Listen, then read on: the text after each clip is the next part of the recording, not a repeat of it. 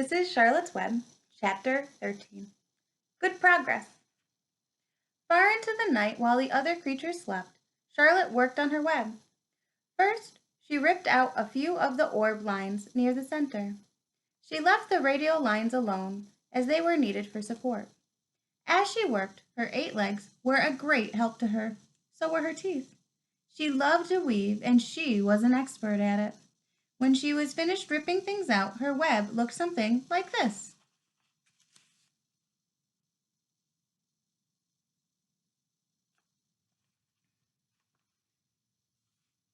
A spider can produce several kinds of thread.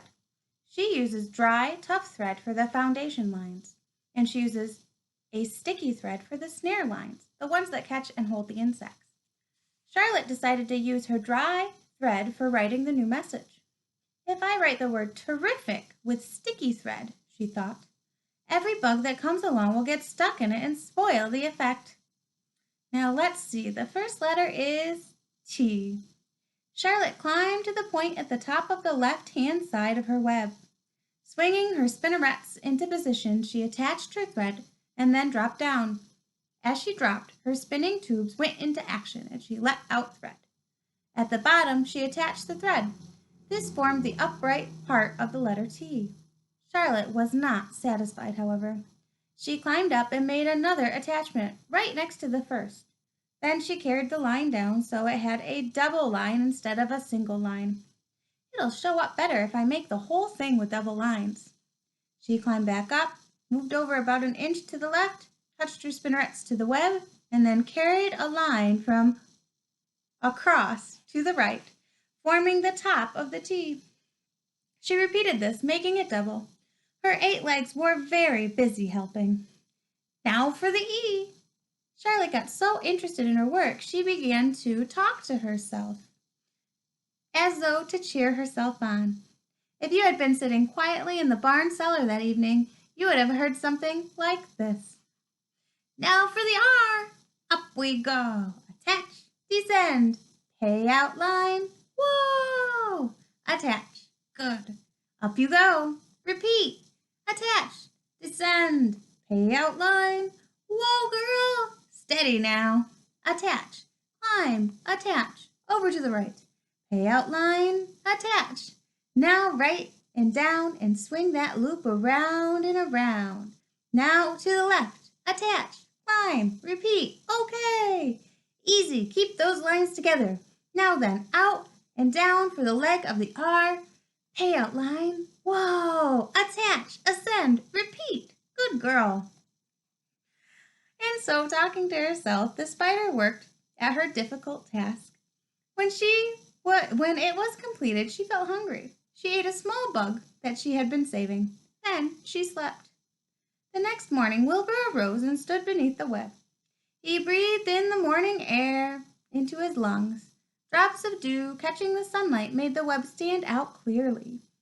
When Lurvy arrived with breakfast, there was a handsome pig, and over him, woven neatly in the block letters, was the words, terrific, another miracle.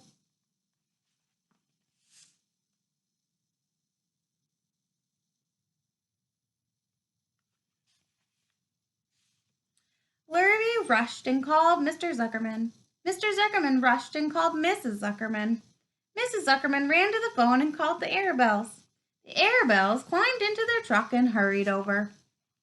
Everybody stood at the pig pen and stared at the web and read the word over and over, while Wilbur, who really felt terrific, stood quietly swelling out his chest and swinging his snout from side to side.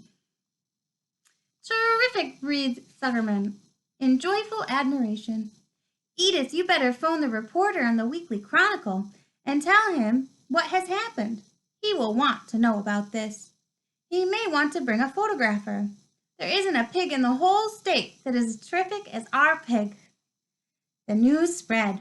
People who had journeyed to see Wilbur when he was some pig came back again to see him now that he was terrific.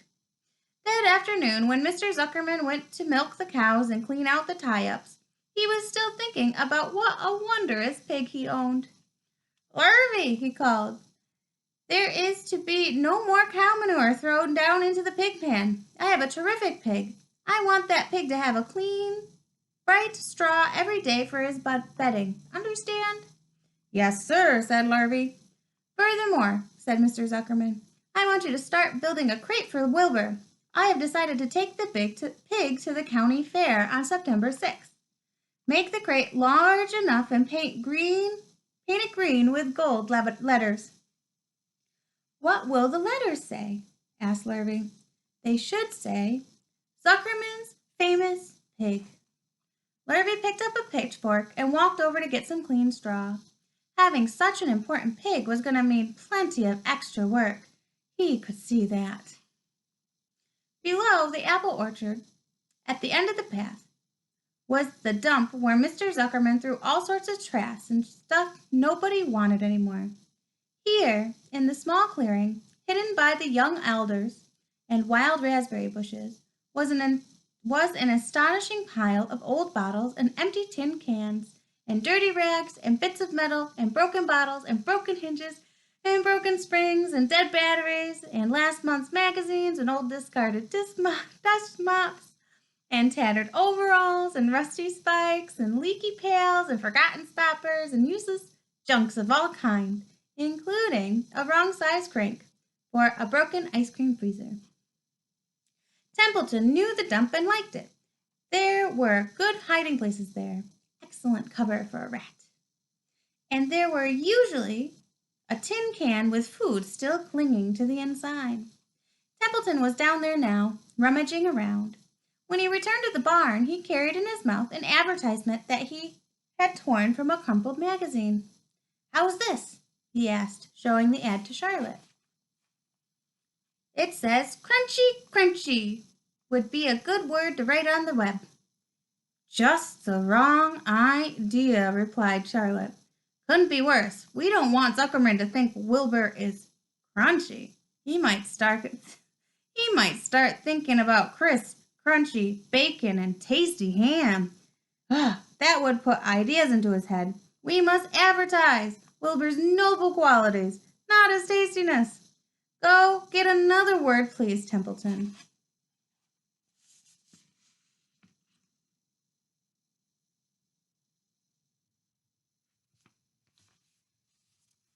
The rat looked disgruntled, but he sneaked away to the dump and was back in a while with a strip of cotton cloth. "How's this?" he said. "It's a label off an old shirt." Charlotte examined the label. It said pre-shrunk. "I'm sorry, Templeton," she said, "but pre-shrunk is just out of the question. We want Zuckerman to think Wilbur is nicely filled out, not all shrunk up. I'll have to ask you to try again." "What do you think I am, a messenger boy?" grumbled the rat. "I am not going to spend all my time chasing down to the dump after advertising material." "Just once more, please," said Charlotte. "I'll tell you what I'll do," said Templeton. "I know where there's a package of soap flakes in the woodshed. It has writing on it. I'll bring you a piece of the package." He climbed the rope that hung on the wall and disappeared through a hole in the ceiling. When he came back, he had a strip of blue and white cardboard in his teeth. "There," he said triumphantly. How's that?" Charlotte read the words, "With new radiant action." "What does it mean?" asked Charlotte, who had never used any soap flakes in her life. "How should I know?" said Templeton. "You asked for words and I brought them. I suppose the next thing you'll want me to do is fetch a dictionary." Together they started the soap ad. "With new radiant action," repeated Charlotte slowly. "Wilbur," she called. Wilbur, who was asleep in the straw, jumped up. "Run around," commanded Charlotte. "I want to see you in action, to see if you are radiant." Wilbur raced to the end of his yard. "Now back again, faster," said Charlotte. Wilbur galloped back. His skin shone. His tail had a fine, tight curl in it. "Jump into the air," cried Charlotte. Wilbur jumped as high as he could. "Keep your knees straight and touch the ground with your ears." Wilbur obeyed.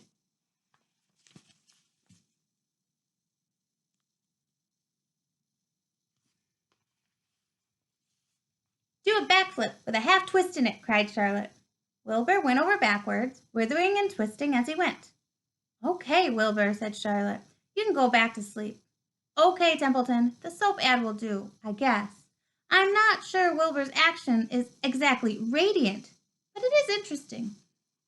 "Actually," said Wilbur, "I feel radiant." "Do you?" said Charlotte, looking at him with affection. "Well, you are a good pig. Then radiant you shall be. I'm in this thing pretty deep now. I might as well go to the limit." Tired from his romp, Wilbur lay down in the clean straw. He closed his eyes. The straw seemed scratchy, not as comfortable as the cow manure, which was always delightfully soft to lay in. So he pushed the straw to one side and stretched out in the manure. Wilbur sighed. It's been a busy day, his first day of being terrific. Dozens of people had visited his yard during the afternoon, and he had to stand and pose, looking as terrific as he could. Now he was tired. Fern had arrived and seated herself quietly on her stool in the corner. "Tell me a story, Charlotte," said Wilbur, as he lay down, waiting for sleep to come. "Tell me a story." So Charlotte, although she too was tired, did what Wilbur wanted. "Once upon a time," she began, "I had a beautiful cousin who managed to build her web across a small stream. One day a tiny fish leaped into the air and got tangled in the web. My cousin was very much surprised, of course. The fish was thrashing wildly. My cousin hardly dared tackle it, but she did. She swooped down and threw great masses of wrapping material round the fish, and fought bravely to capture it." "Did she succeed?" asked Wilbur. "It was a never to be forgotten battle," said Charlotte. "There was a fish, caught only by one fin, and his tail wildly thrashing and shining in the sun. There was the web sagging dangerously under the weight of the fish." "How much did the fish weigh?" asked Wilbur. "I don't know," said Charlotte. "There was my cousin slipping in, dodging out, beaten mercilessly over the head by the wild thrashing fish, dancing in, dancing out, throwing out her threads and fighting hard. First she threw a left around the tail. The fish lashed back. Then a left to the tail and a right to the midsection. The fish lashed back. Then she dodged to one side and threw a right and another right to the fin. Then a hard left to the head while the web swayed and stretched." "Then what happened?" asked Wilbur. "Nothing," said Charlotte. "The fish lost the fight. My cousin wrapped it up so tight it couldn't budge." "Then what happened?" asked Wilbur. "Nothing," said Charlotte. "My cousin kept the fish for a while, and then, when she got good and ready, she ate it." "Tell me another story," begged Wilbur.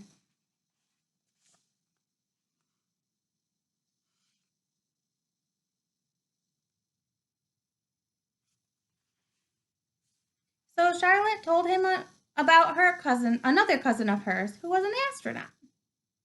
No. So Charlotte told him about another cousin of hers who was an aeronaut. "What is an aeronaut?" asked Wilbur. "A balloonist," said Charlotte. "My cousin used to stand on her head and let out enough thread to form a balloon. Then she'd let go to be lifted in the air and carried upward on a warm wind." "Is that true?" asked Wilbur. "Or are you just making it up?" "It's true," replied Charlotte. "I have some very remarkable cousins. And now, Wilbur, it's time you went to sleep." "Sing something," begged Wilbur, closing his eyes. So Charlotte sang a lullaby, while crickets chirped in the grass, and the barn grew dark. This was the song she sang. "Sleep, sleep, my love, my only, deep, deep in the dung and dark. Be not afraid and be not lonely. This is the hour when frogs and thrushes praise the world from the woods and rushes. Rest from care, my one and only, deep in the dung in the dark." But Wilbur was already asleep when the song ended. Fern got up and went home.